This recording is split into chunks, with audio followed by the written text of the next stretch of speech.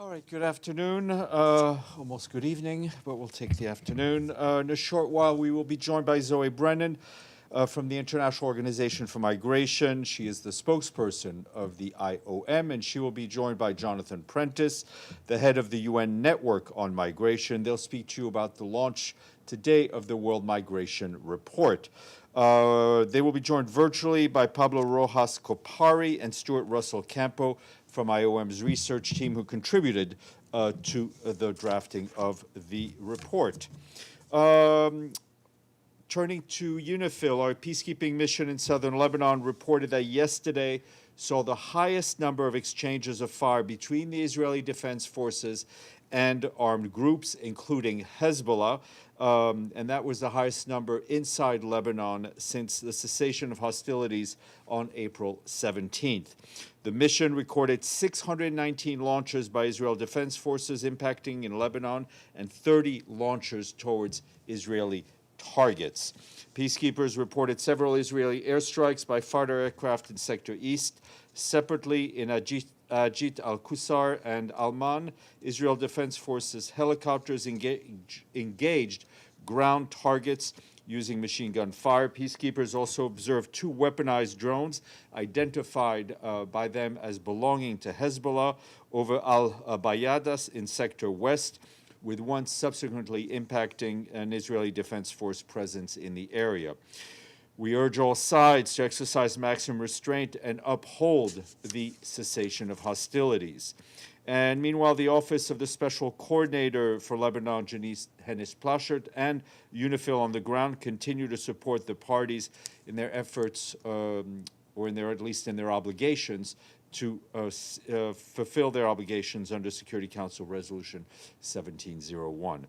Despite operational risks and movement constraints, our peacekeepers are remaining in position in southern Lebanon. Over the past week, assistance has reached displaced families by ongoing hostilities, both within and beyond our area of operations. Yesterday, UNIFIL distributed over 360 dry food parcels to people displaced from Kfar Dunin municipality within the mission's area of responsibility, and who are currently living in Beirut or nearby areas. The donation specifically targeted families outside of collective shelters who've been largely left out of the crisis response efforts. A large convoy of about 30 trucks reached Ermeish, in Sector West with UNIFIL support that took place yesterday. They carried essential goods, including food supplies, livestock, vegetable, and fruit. These items have been purchased by shop owners in Beirut and delivered to support the local communities in southern Lebanon. The Lebanese Ministry of Energy also contributed fuel trucks as a donation to several villagers who are in Sector West of UNIFIL's area of operations. On the humanitarian front, we and our humanitarian partners in Lebanon are continuing to support the response wherever access allows us to. Cash assistance remains a critical lifeline for people. More than 435,000 Lebanese people impacted by the conflict have been supported through government-led social safety net. That was implemented not only, of course, by the Lebanese government, but also by the World Food Program and other humanitarian partners. Over 100,000 Syrian refugees in Lebanon have also been reached through expanded cash assistance programs.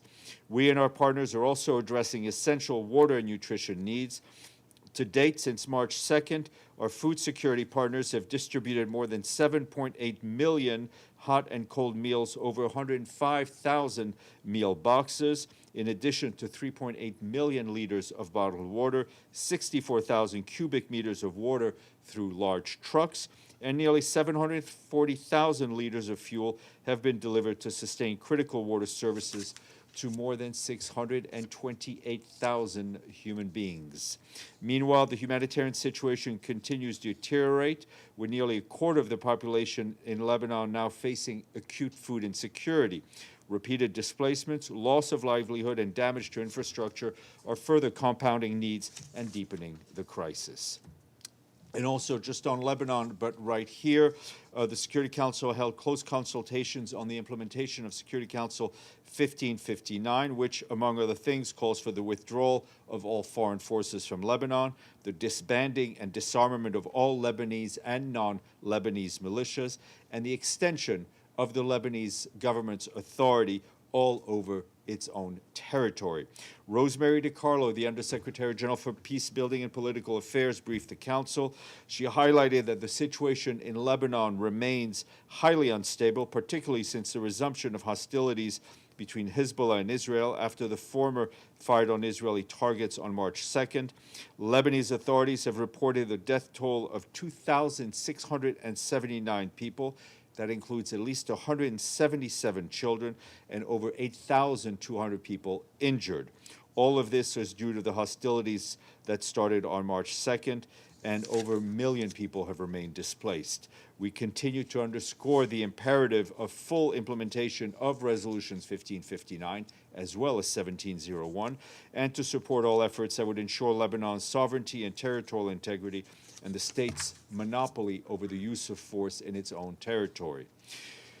Turning to the occupied Palestinian territory, the Office of the Coordination of Humanitarian Affairs warns that last week saw one of the highest numbers of security incidents since the ceasefire was declared in October of last year. Humanitarian facilities came under fire in 2 separate incidents. An airstrike also struck near a UN warehouse, and relief vehicles were damaged by stone throwing. In line with international humanitarian law, all parties must fulfill their obligations to facilitate, not obstruct, humanitarian operations. Civilians and civilian infrastructure must always be protected. Meanwhile, OCHA also says that restrictions on the entry of engine oil, spare parts, rubble removal machinery, and other essential items into Gaza is severely hindering the delivery of some of the most critical services for the population there. Vehicles and generators are breaking down beyond repair.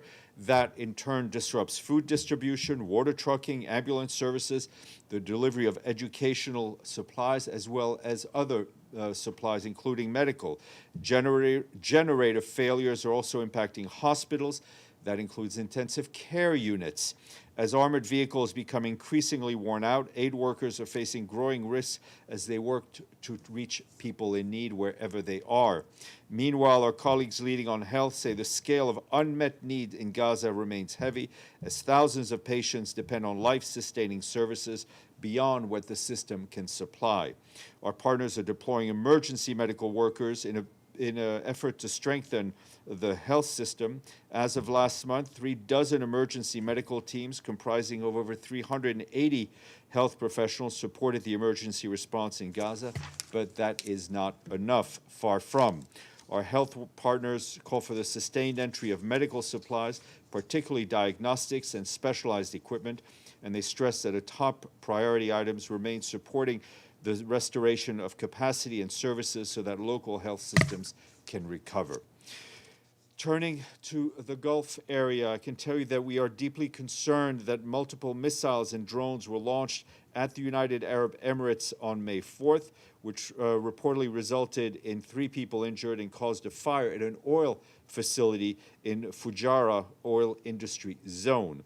In addition to the incident, several strikes targeting vessels took place in and around the Strait of Hormuz in recent days.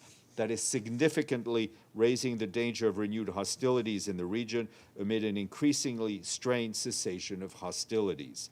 We call on all parties to exercise maximum restraint and refrain from any action which could escalate tensions and undermine ongoing diplomatic and mediation efforts.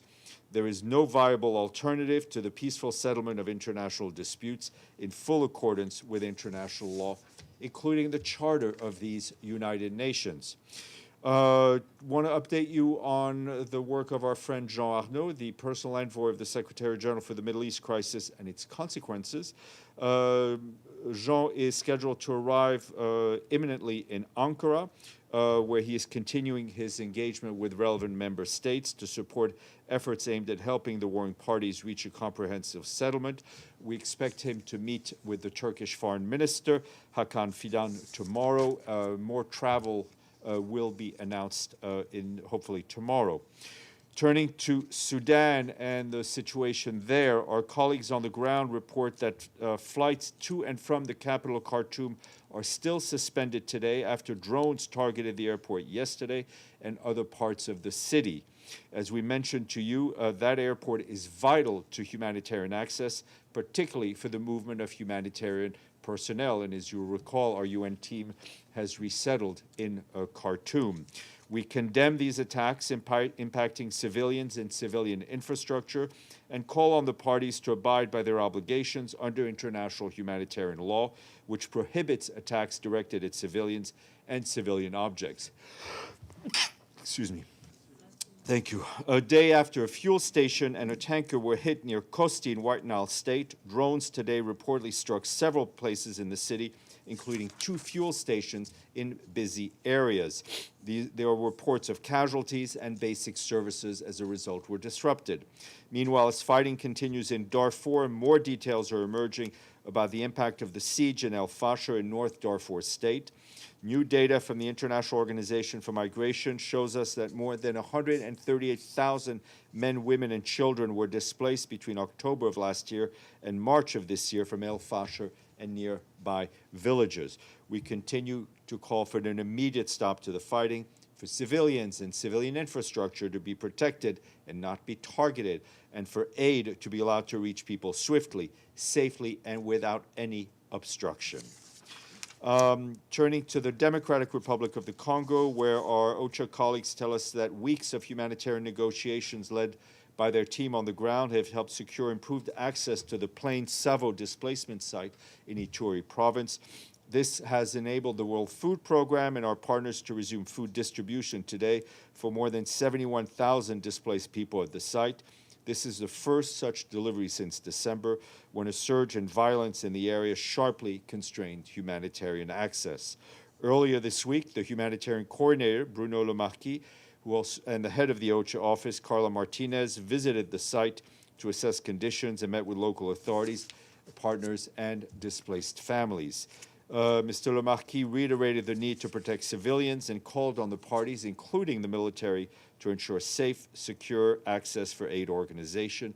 He also stressed that people must have unhindered access to essential services. Humanitarian needs remain severe as clashes continue in surrounding areas. Displaced families are facing acute food shortages and grave safety concern, while humanitarian access remains difficult. Since December of last year, at least 21 displaced people have been killed while working in nearby fields as they search for food. That's what local people are telling us. And staying in Ituri, an update from our peacekeeping mission, who say the request of school principals, final year secondary students from 3 schools were escorted by peacekeepers from Jina and Jugu territory to Bunia, the capital of Ituri, in order for them to take the state examination test. You'll recall that Jugu territory was recently the scene of violent armed clashes that caused numerous civilian casualties. Nearly 200 people caught under fire from members of the CRP armed group have been rescued by UN peacekeepers. After the exams, which end on May 7th, the students will be taken back to Jina under peacekeeping guard, and we wish them luck in these exams. Speaking of peacekeeping, the head of the Peace Operations Department, Jean-Pierre Lacroix, has concluded the Rome leg of his visit to Italy, where he held a series of high-level engagements with Italian counterparts. Yesterday, he met with the Chief of Staff of the Italian Army, General Luciano Portolano, followed by discussions with the Minister of Defense of Italy, Giudo Crosetto. These discussions focused on Italy's strong support for peacekeeping and evolving operation challenges in Lebanon. Earlier today, Mr. Lacroix met with the Deputy Prime Minister and Minister of Foreign Affairs, Antonio Tajani. He also engaged with the Sant'Egidio community to discuss ongoing efforts in the Central African Republic, the Democratic Republic of the Congo, and South Sudan. Mr. Lacroix will now head to Brindisi, where the UN, as you know, has its major logistics base, and he will participate in the Police Standing Capacity Conference. Turning to Mali, today our human rights colleagues say they're deeply concerned by the worsening situation there. The coordinated attacks in several cities and towns last week resulted in heavy casualties reported among civilians and forced many more to flee their homes. There were additional civilian casualties following clashes reported over the weekend. Volker Turk, the High Commissioner for Human Rights, called for an immediate end to the fighting and urges all parties to uphold international humanitarian law and international human rights law, including by ensuring the protection of civilians and civilian infrastructure. The Malian authorities have announced an investigation into the attacks that took place 25th and 26th of April. We call for these investigations into the attacks to be comprehensive and to address all allegations of related violations of abuse in full compliance with international human rights law. The High Commissioner also urges the Malian authorities and all state armed groups to allow and facilitate safe, sustainable, unfettered humanitarian access to those who need it. Moving to Europe and Ukraine, I can tell you that we welcome the unilateral ceasefire announced by Ukraine to begin on the night of the 5th to 6th of May, as well as the one announced by the Russian Federation to take place over the 8th and 9th of May. The Secretary General looks forward to their successful implementation and reiterates his call for a full, immediate, and unconditional and lasting ceasefire, leading to a just, a comprehensive, and a sustainable peace in line with the Charter, international law, and all relevant UN resolutions. Today is a World Language Day. Yes, Noreen? Is it World Portuguese? Yes, very good. If I knew how to say that in Portuguese, I would say very good in Portuguese. As UNESCO nicely puts it, it is a language of encounters on land and on the ocean. And one that our boss speaks, and the Secretary General obviously knows quite well. It is spoken beyond Antonio Guterres by another 265 million people worldwide. We have a quiz for you today. Chris, are you ready? All right. This country has the largest population of camels in the world. Australia. No. This country also has the longest coastline on the African continent at 3,333 kilometers. Nope.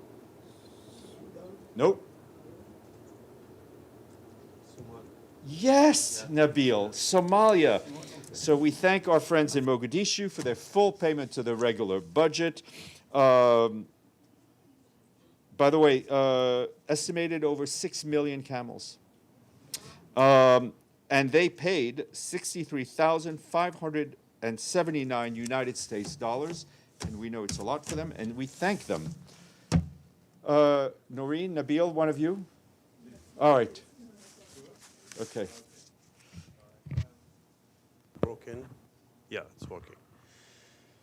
I have a few questions on UNIFIL. You gave us some numbers about the attacks or the exchange of fire between Israel and Hezbollah. Does the number of the Israeli strikes include the destruction of properties in southern Lebanon, or it's only fired by or weapons? I mean, basically, what UNIFIL is able to monitor is what they're visibly monitoring in terms of fire.